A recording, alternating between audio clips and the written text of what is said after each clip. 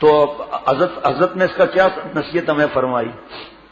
فرمایا کہ دھوکہ، فراڈ، شراب، زنا، بد نظری، لڑکوں سے منہ کالا کرنا، ہاتھ سے جوانی برباد کرنا، ماں باپ کی بد دعا لینا، بیوی کی بد دعا لینا، شوہر کی بد دعا لینا، ماں باپ کو ستانا، ڈاکہ، ڈرگس، چرس، ہیروئن، شراب یعنی کہ گدھے کا پیشاب، یہ سب تو میرے مسلمان بھائی یہ تو شیطان کے چیلوں کا کام ہے، کفار کا، یہودیوں کا، ہندوؤں کا، ڈہریوں کا، بت پرستوں کا کام ہے یہ۔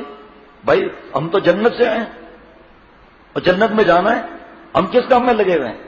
کیسی نصیحت ہے؟ دل میں گھس جائے میں بھی اللہ والا بن جاؤں گا کہ ہم کس کام میں گھسے ہوئے ہیں؟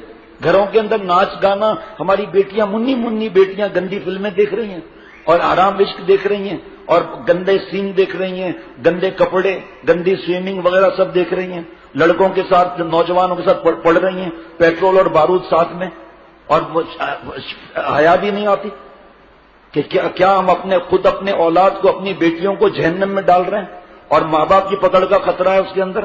ہمارا ایمان اب تک نہیں بنا کہ رضا کون ہے، ہمیں احساس نہیں ہے کہ جو بیٹی گھر میں جنت بن کر رہے اس کو ہم روڈوں میں بیچ رہے ہیں اور نوکریاں کرا رہے ہیں، سارے دنیا کا ہم نے ٹھیکہ لیا ہوا ہے۔ اللہ کی محبت کی کمی کی وجہ سے انسان کو دین جو ہے وہ برا نظر آتا ہے، صاحب یہ بھی منع، یہ بھی منع، یہ بھی منع۔ دین کس کا ہے؟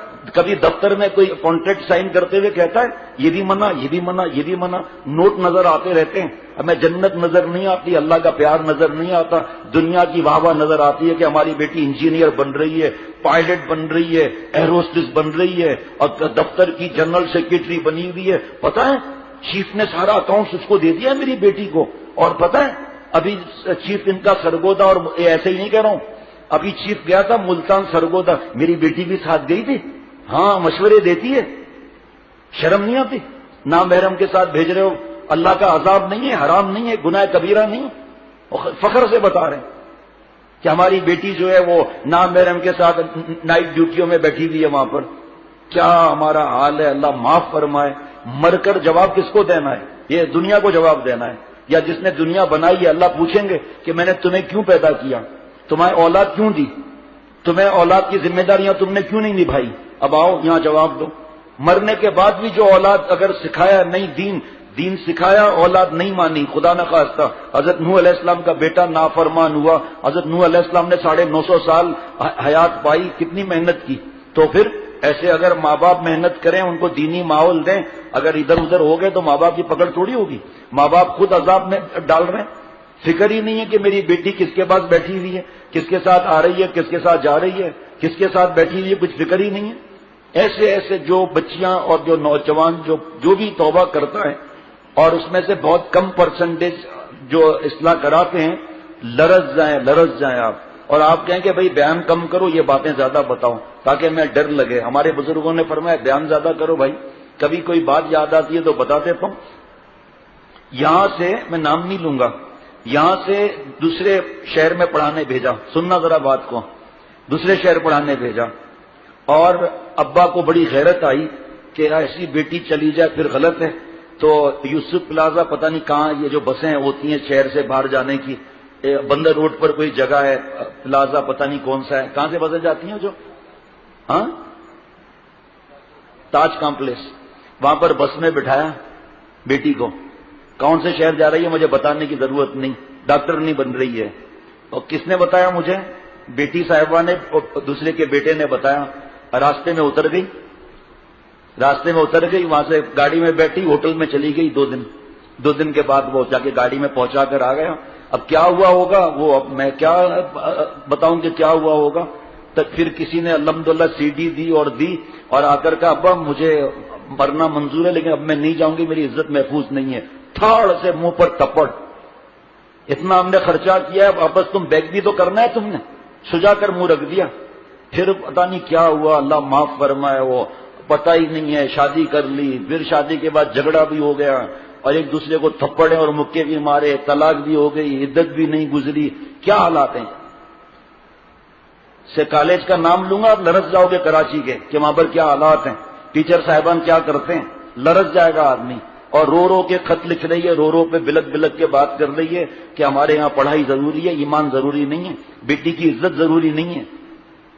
اللہ میرے حال پر رحم فرمائے اور عقل سلیم، قلب سلیم اور فہم سلیم اللہ عطا فرمائے۔ جہاں مر کر جانا ہے اس کی تیاری کی فکر کرنی ہے۔ ایسے ایک واقعات نہیں ہے، درجنوں واقعات ہیں۔ 8-9 سال کے بچے بچیاں بچے ہیں پڑھ رہے ہیں کوئی ایجوکیشن میں، 8-9 سال کے۔ پہلے تو جائز ناجائز کا پوچھ لو ایک، دوسری بات یہ کہ بچی بھی بچہ بھی اس کے گھر میں تو گندگیاں چل رہی ہیں، ڈانس پارٹیاں ہو رہی ہیں، کبھی سالگرہ، کبھی مہندی، کبھی مایوں، کبھی صحرا بندی، کبھی 5 اسٹار ہوٹل کی دعوت مل رہی ہے۔ اوپر سے یہ دونوں آنکھوں سے دیکھ رہے ہیں کہ کیا ہو رہا ہے۔ 8-9 سال کے بچوں کے سنو تو آپ لرز جاؤ، کیا قیامت کیوں نہیں آ رہی ہے اور عذاب کیوں نہیں آ رہا ہم پر؟ حضور صلی اللہ علیہ وسلم کی دعا کی وجہ سے اجتماعی عذاب نہیں آ رہا، انفرادی عذاب تو دل پر آتا ہے۔ نکاح اقربا بدلی، مزاج دوستاں بدلا، نظر ان کی کیا بدلی کہ کل سارا جہاں بدلا۔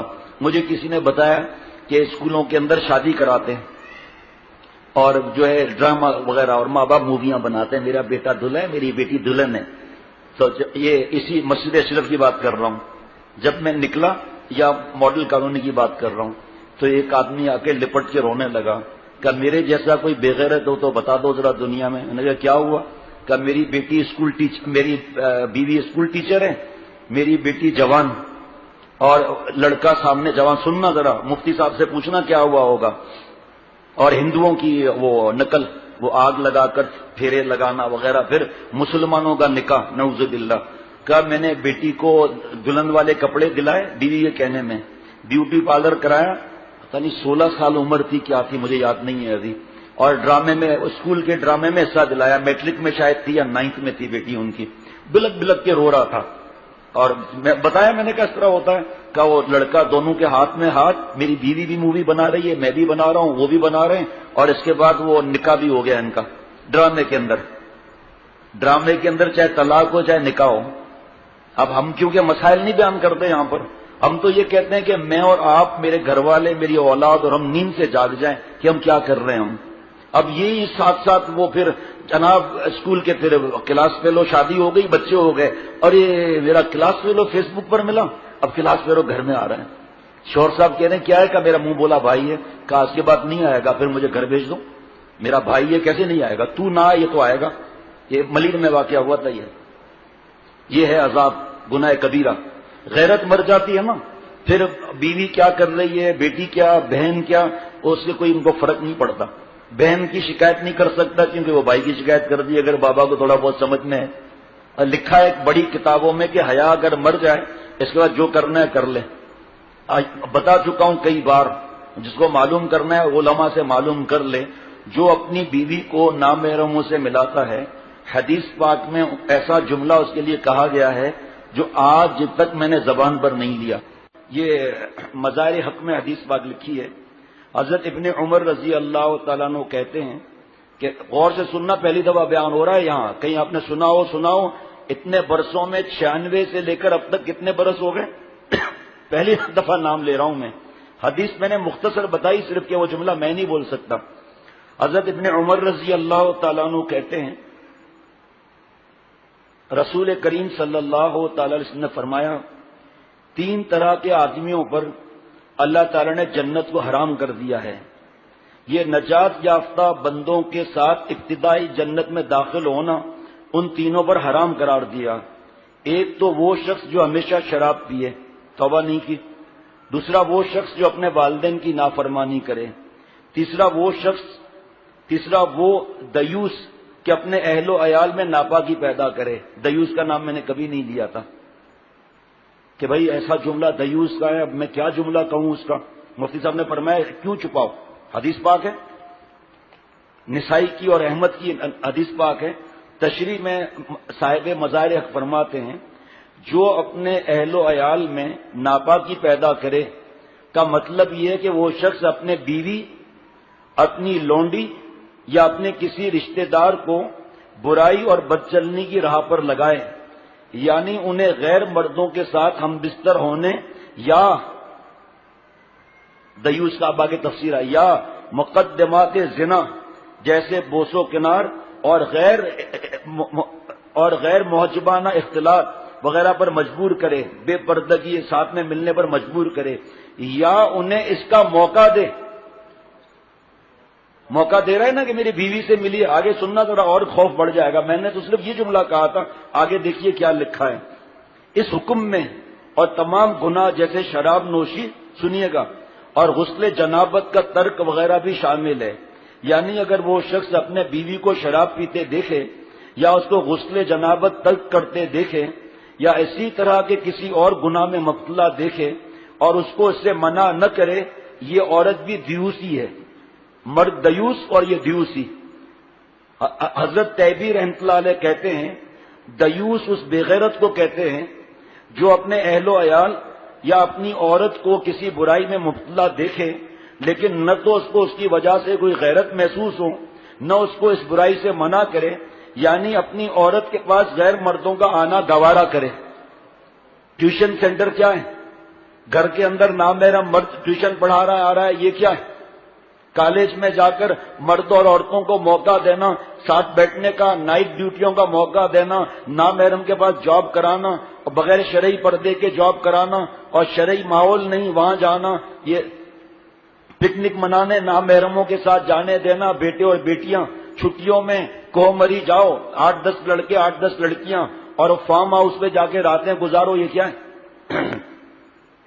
مجموع البحرین میں لکھا ہے کہ دیوس کو کشخان اور کرنان بھی کہتے ہیں، لیکن بعض حضرات نے دیوس، کشخان اور کرنان کے مفہوم میں تھوڑا سا فرق اور امتیاز پیدا کیا ہے، یعنی دیوس وہ ہے بے غیرت جو غیر مرد کو اپنی عورت کے پاس آنے دے، کشخان وہ ہے جو اپنی بہنوں کے پاس غیر مردوں کو آنے دے، اور کرنان وہ ہے جو اپنے بیٹیوں کے پاس غیر مرد کو آنے دے۔ بہنیں، بیٹیاں، بیوی سب آ گئے۔ اللہ تعالی ہمارے غیرت کو جگائے اور ہمیں سچی توبہ کرنے کی توفیق عطا فرمائے۔ ہوٹلوں میں لے جا رہے ہیں، دعوت، ملیے میری بیٹی سے، ملیے میری بہن سے، ملیے میری بیوی سے، دیوس فرمایا حضور صلی اللہ علیہ وسلم نے ایسے لوگوں کو۔ تو یہ وجہ، یہ نیٹ کیبل فیس بک خود کہیں گے اپنے منہ سے، بے نمازی بھی کہے گا سارا فتنہ یہ ہے، فتنہ ہے تو گھر سے نکل۔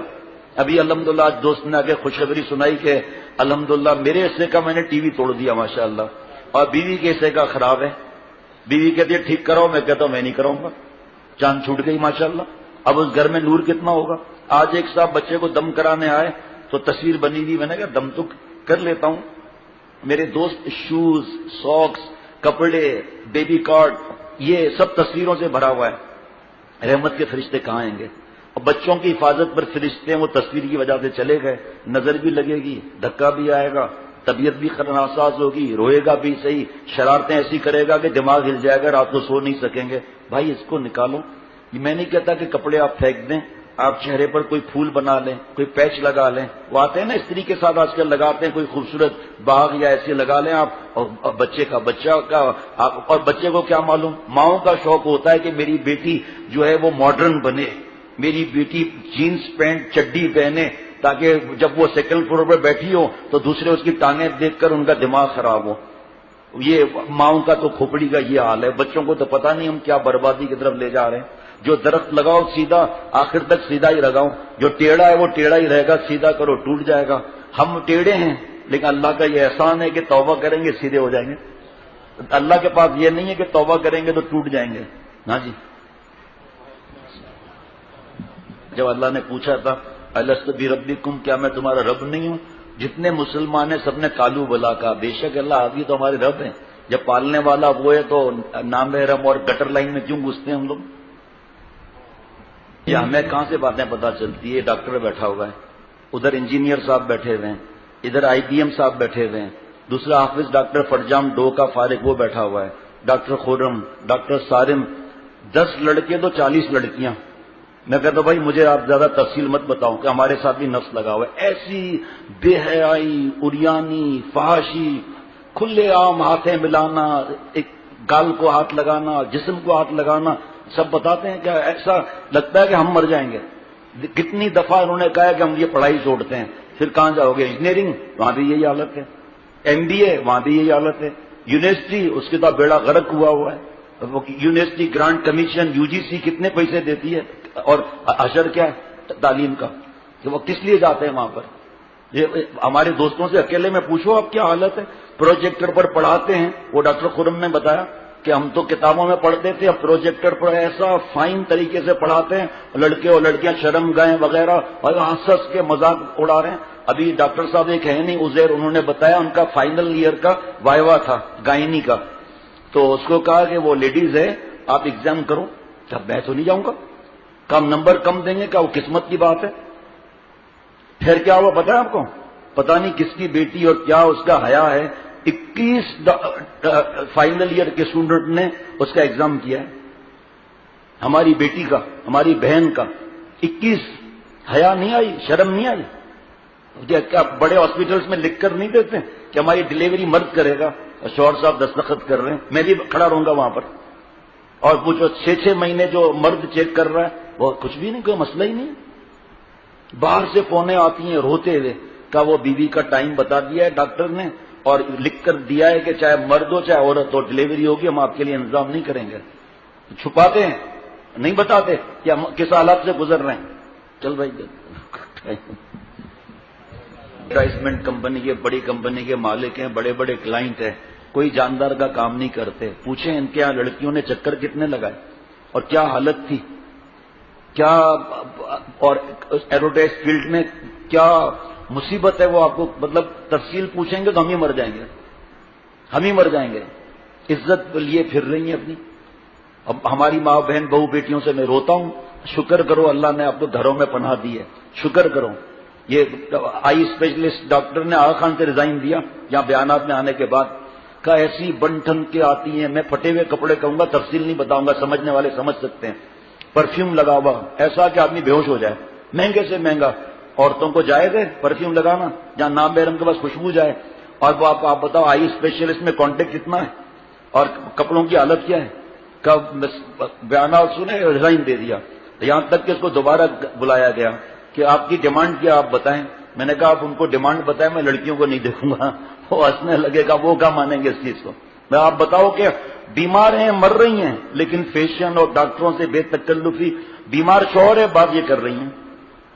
بیمار بیٹا ہے. اور یہ حضرت والا جب مطلب کرتے تھے کئی برس پہلے, تو حضرت نے مطلب کس بات پہ چھوڑا کہ ایک بڑھیا ہی برقعے میں اور بیٹی بغیر برقعے کے, بڑھیا برقعے میں, اور وہ قریب آ کے حضرت کو کہ میری آنکھوں میں آپ دیکھیں مجھے کیا ہو رہا ہے. دھت تیری کی ایسی کی تیسی نیلام کر دی حضرت نے. مطلب یہ تو مشکل ہو گئی. یہ تو کتنے برس پہلے, اب کیا حالات ہوں گے. تقریباً ابھی 1 مہینے کے اندر 5-6 نوجوانوں کو ریزائن دینے کو منع کر چکا ہوں کہ بھائی جہاں بھی جاؤ گے لڑکیاں ہوں گی, تقویٰ سے رہو, اپنی اصلاح کراتے رہو, انشاءاللہ تعالیٰ تمہیں بد نظری سے نفرت ہو جائے گی ایک دن. اللہ تعالیٰ ہم سب کو غیرت عطا فرمائے, حیا عطا فرمائے.